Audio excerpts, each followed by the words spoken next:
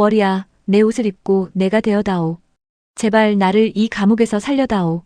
마마, 어찌 그런 위태로운 말씀을. 소인은 감당할 수 없사옵니다. 칠흑 같은 어둠이 내려앉은 조선의 궁궐.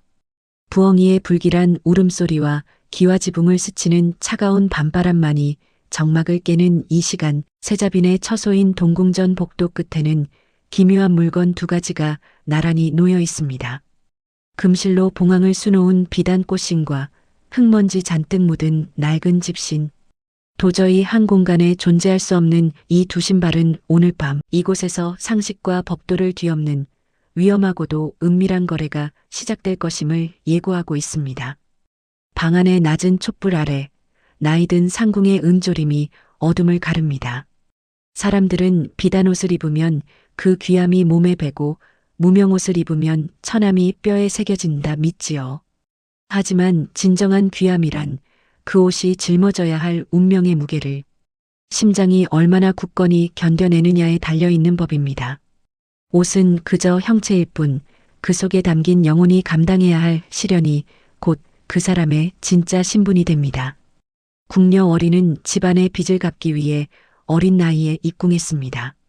영민한 머리와 빠른 눈치 덕에 세자빈 화영의 지근거리에서 시중을 들게 되었지만 그 일상은 고단함의 연속이었습니다.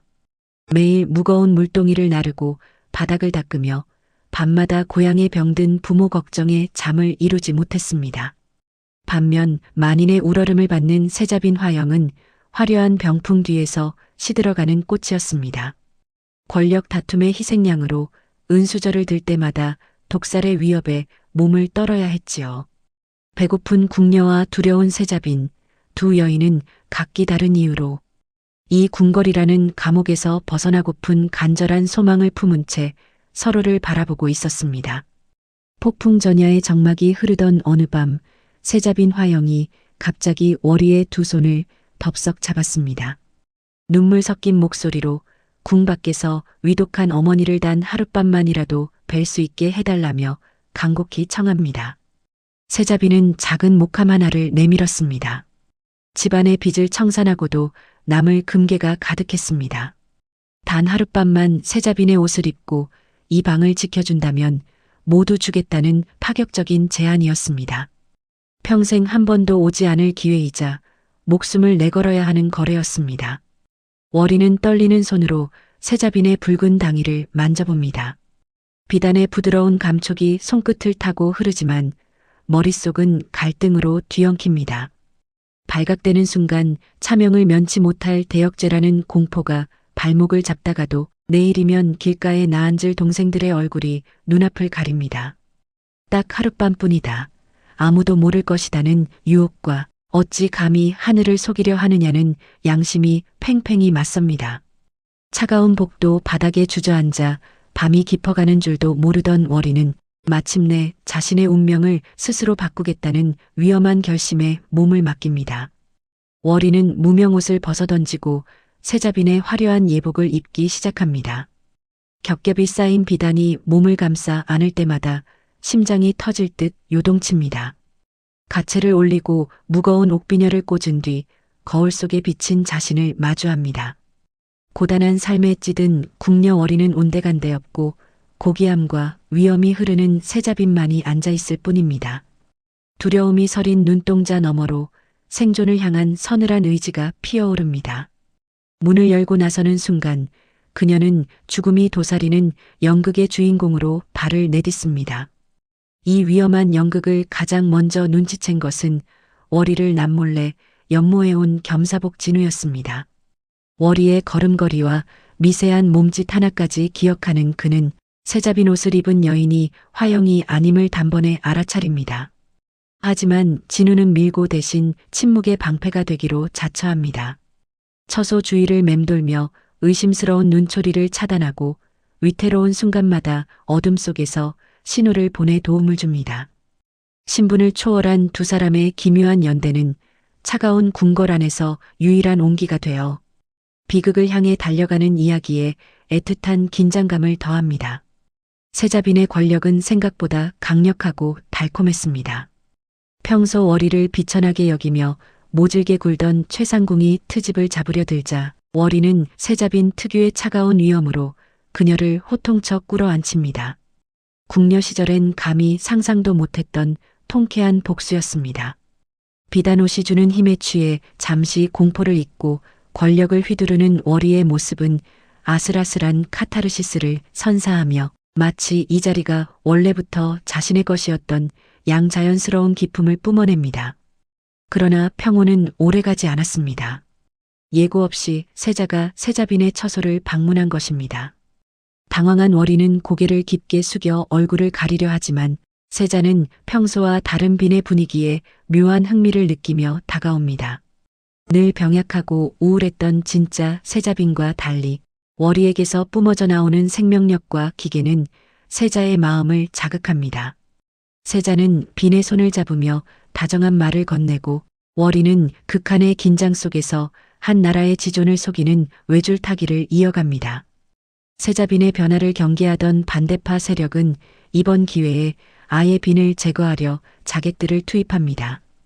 궁궐의 어둠 속에서 칼날이 번뜩이고 월이는 자신이 짊어져야 했던 죽음의 그림자를 직접 마주하게 됩니다.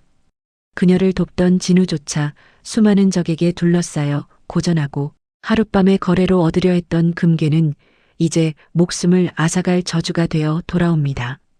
난전 중에 월이를 지키던 진우가 깊은 상처를 입고 쓰러집니다. 피를 흘리며 신음하는 그의 모습에 월이는 자신의 욕심이 소중한 사람을 죽음으로 내몰았다는 지독한 죄책감에 무너져 내립니다. 설상가상으로 돌아오기로 한 세자빈 화영은 날이 밝도록 소식이 없습니다. 날이 밝으면 월이는 정체가 탄로나 처형당할 것이고 진우 또한 지키지 못한 채 모든 것을 잃게 됩니다. 화려한 세자빈의 옷은 피와 눈물로 얼룩지고 신분 상승의 환상은 비참한 현실 앞에 산산조각 납니다. 촛불마저 꺼진 어두운 방 한 구석, 월이는 홀로 앉아 스스로에게 묻습니다. 내가 진정으로 원한 것은 금괴였는가, 아니면 한 번이라도 사람답게 대접받고 싶었던 마음이었는가. 이 옷이 단순히 부귀영화가 아니라 수많은 이들의 생사와 나라의 안녕을 책임지는 가혹한 자리임을 비로소 온몸으로 깨닫습니다. 바닥을 친 절망 속에서 그녀의 영혼은 다시금 단단하게 벼려지기 시작합니다. 동이 트기 직전의 가장 어두운 시간, 월이는 눈물을 닦고 자리에서 일어납니다. 도망쳐 비겁하게 사느니 세자빈으로서의 책임을 다하고 진실을 마주하겠다 다짐합니다. 쓰러진 진우를 안전한 곳으로 옮기게 하고 세자빈의 권위를 마지막으로 사용해 자객들의 배후를 밝혀낼 함정을 파기 시작합니다. 가짜 세자빈으로 시작했지만 지금 이 순간만큼은 누구보다 진실한 의지를 가진 나라의 어른으로서 행동하는 것입니다. 그녀는 인장을 손에 쥐고 자신을 죽이려 했던 자들과 정면으로 맞섭니다. 월이는 기지를 발휘해 자신을 시해하려 했던 반대파 대신들을 한자리에 모읍니다. 그리고 그들이 스스로 음모를 실토하게 만드는 대담한 연극을 펼칩니다. 세자가 지켜보는 가운데 추상 같은 호통으로 역적들의 죄상을 낱낱이 밝혀내고 궁궐의 질서를 바로잡습니다. 뒤늦게 돌아온 세자빈 화영은 이 광경을 보고 월이의 용기에 깊이 감동합니다. 모든 사실을 알게 된 세자는 비록 법도는 어겼으나 궁궐을 구한 월이의 공을 높이 사처벌 대신 조용히 궁 밖으로 내보내기로 결정합니다. 궁궐 문이 천천히 열리고 새벽빛을 받으며 월이가 밖으로 걸어 나옵니다. 손에는 가족들을 살릴 최소한의 보상만이 들려 있지만 발걸음은 깃털처럼 가볍습니다. 첫 장면의 불안한 궁녀는 사라지고 자신의 운명을 스스로 결정한 자유로운 한 인간만이 존재합니다. 멀리서 들려오는 종소리는 과거의 굴레를 벗어던진 그녀를 축복하듯 떠오르는 태양은 그녀의 앞날을 환하게 비춥니다. 화려한 옷 없이도 진정으로 빛날 수 있음을 깨달은 월이는 한 번도 지어본 적 없는 진정한 미소를 띠며 새로운 삶을 향해 나아갑니다.